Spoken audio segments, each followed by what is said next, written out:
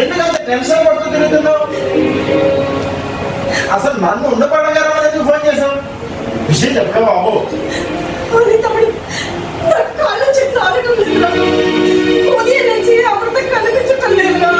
కనిపించడం లేదా?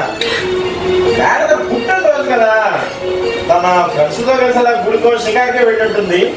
మేము కంగారు పడుకు. ఇంతకీ బావగారు ఏది కనిపించట్లేదు.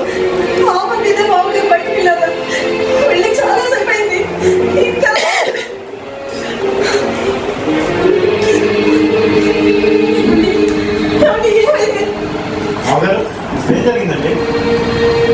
ఉదయం ఎక్కడ గుడికి వెళ్ళింది. నేను మామూలుగా మార్నింగ్ వాక్ వెళ్ళొచ్చి అమృతకి బర్త్డే విషెస్ చెప్దామని అమృత గదిలోకి వెళ్ళాను. అప్పటికే అమృత గదిలో లేదు. అమృత ఫోన్కి రింగ్ చేశాను, స్విచ్ ఆఫ్ వచ్చింది.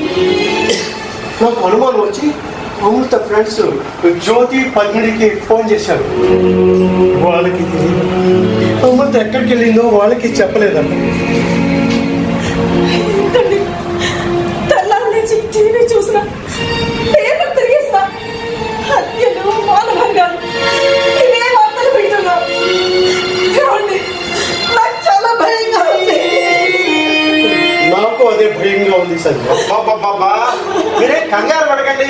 అమృత చిన్న పిల్లే కాదు, మోసపోయిందా తెలివి తక్కువదే కాదు. అనవసరంగా లేనిపోని మేము ఊహించుకుని భయపడకండి.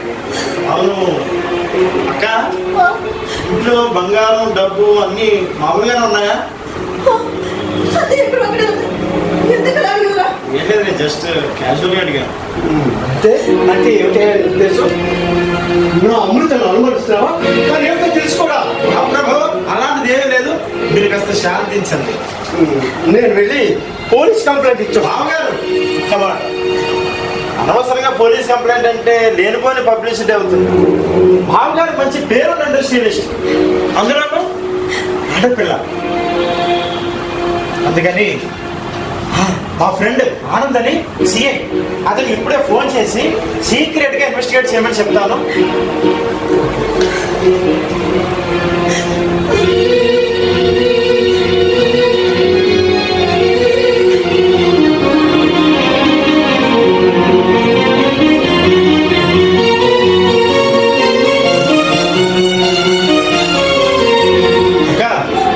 వాడికి ఫోన్ చేసి చెప్పాను, నీ మొబైల్ నంబర్లు ల్యాండ్ నెంబర్ కూడా ఇచ్చాను. ఏ చిన్న ఇన్ఫర్మేషన్ తెలిసినా వెంటనే మీకు ఫోన్ చేసి ఇన్ఫార్మ్ చేయొచ్చు. అందుకనే మంచిది. నేను కూడా అందరూ ఫ్రెండ్స్ని కలిసి ఎంక్వైరీ చేసి వస్తాను. మీరేం కంగారు పడకండి, సరేనా?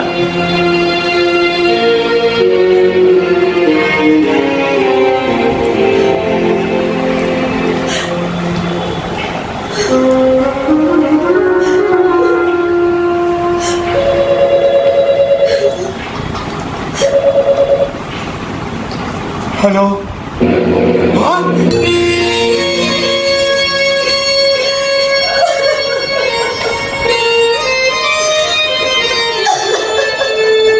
అబ్బా సంజ, ఎందుకు అలా వేస్తాం? ఇప్పుడు ఏమైందని? ఏంటండి మీరు ఎంత కంగారు పడుతున్నారో మీకేం తెలుసు? అక్కడ ఉన్నది మన అమృత కాదు కాబట్టి సరిపోయింది. కాదుగా, కాలేదుగా, ఉన్న ఏంటో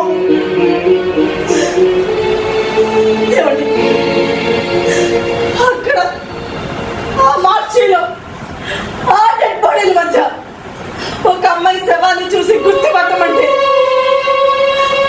నా గుండె వేలికంటే వేగంగా పరిగెత్తుంది.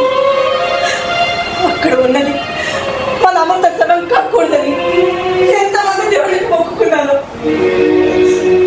మన అదృష్టం కొద్ది అక్కడ ఉన్నది మన అమృత కాదు కాబట్టి సరిపోయింది. ఒకవేళ అయ్యుంటే నన్ను పగిలిపోయేది. సరే సరే, ఏం కాలేదుగా. నువ్వే కంగారు పడుకు, కంగారు పడుకు. కంగారు పడుకుంటే ఇలా ఉంటారండి. ఇంటికి ఎక్కడికి వెళ్ళింది, ఏమైపోయింది ఆచూకి తెలియక కంగారు పడకుండా ఎలా ఉంటారు? సంధ్య, కంట్రోల్ వచ్చాను, కంట్రోల్ వచ్చాను. సంధ్య, సంధ్య, కంట్రోల్, కంట్రోల్. సంధ్య ఏమి కాదు, ఏమి కాదు. మీ తమ్ముడు శ్రీనివాసరావు వెళ్ళాడు కదా, కూల్గా ఉండు, కూల్గా ఉండు.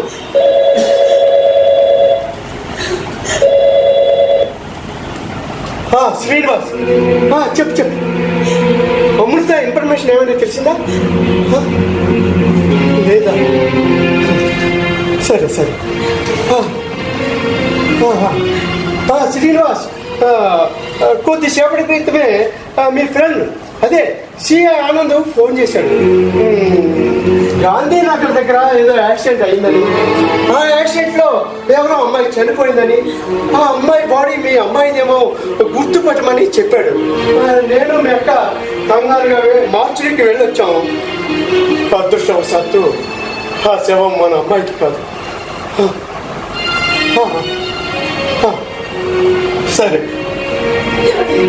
ఏమనే విషయం తెలిసిందంట? లేదు సంధ్య. లేదా? అలా అయితే మన అమృత ఏమైందండి? అమృత ఏమైంది? హలో, ఆనంద్ గారు చెప్పండి. మీరు మా కేసుని సీరియస్గా తీసుకుని ఇంట్రెస్ట్ చూపిస్తున్నందుకు చాలా థ్యాంక్స్ అండి. వరీ కాకుండా ఎలా ఉంటామండి? అమృత మాకు ఒక్కగా కూతురు. అమృత నా ప్రాణం. పైగా ఈరోజు అమృత పుట్టినరోజు, ఎంతో గ్రాండ్గా సెలబ్రేట్ చేద్దామని అన్ని ఏర్పాట్లు చేసుకున్నాం. ఉదయం నుండి అమృత కనిపించడం లేదు.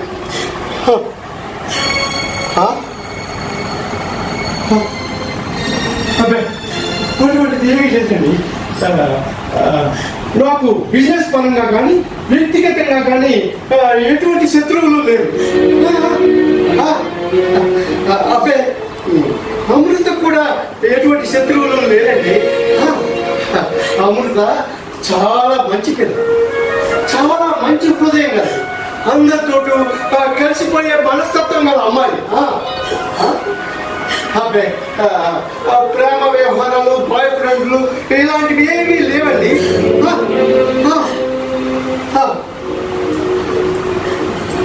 చూడండి ఆనంద్ గారు,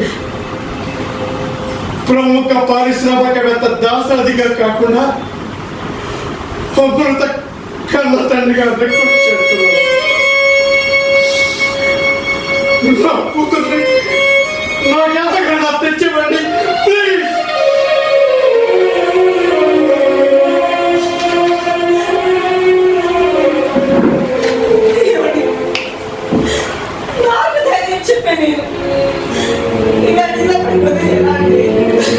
సంధ్య, నాకు డబ్బు అంటే ఇష్టం.